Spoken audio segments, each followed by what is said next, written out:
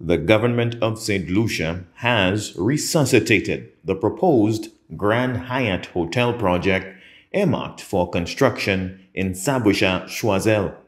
The Hyatt brand is among the most recognizable luxury resort brands in the world. TTS Resorts Limited is spearheading Hyatt's entry into St. Lucia.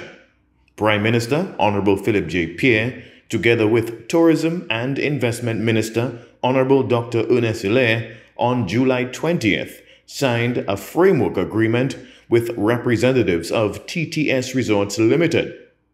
Over the course of the construction phases and completion of the project, hundreds of new jobs will be created, in addition to other economic spin-offs that will directly benefit businesses in Choiseul and St. Lucia's South.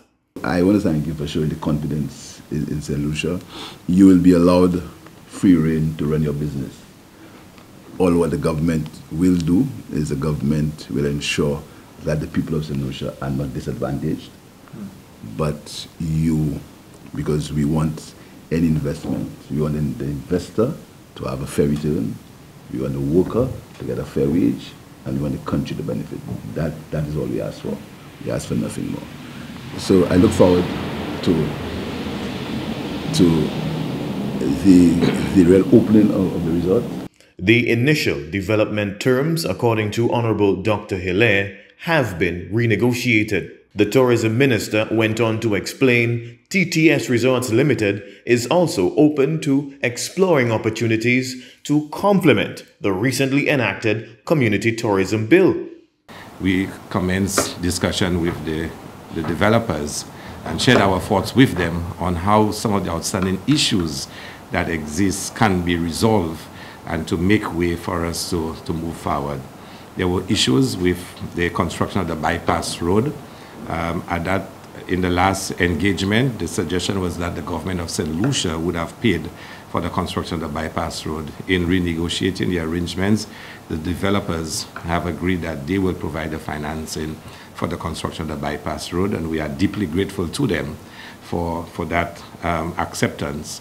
Of course, you would recognize the tremendous financial difficulties that we face at this time, so it's a major concession on their part and showed their commitment to St. Lucia as a destination and the willingness to work with us. There were outstanding issues with the rental rates for the Queen's Chain, and we were able to again come to an agreement where I believe both parties benefit from the arrangement that are put in place. We had extensive discussions on our plans for community tourism and how the resort can better link with the community of Choiseul, which, as we all know, has tremendous potential for community tourism. And I think in speaking to the developers, they were super excited by how they can work with us to enhance Choiseul as a community tourism destination. Chief Executive Officer of TTS Resorts Limited, Mr. Lachisa Todorov, says he is looking forward to investing in Choiseul and bringing a globally renowned brand to St. Lucia.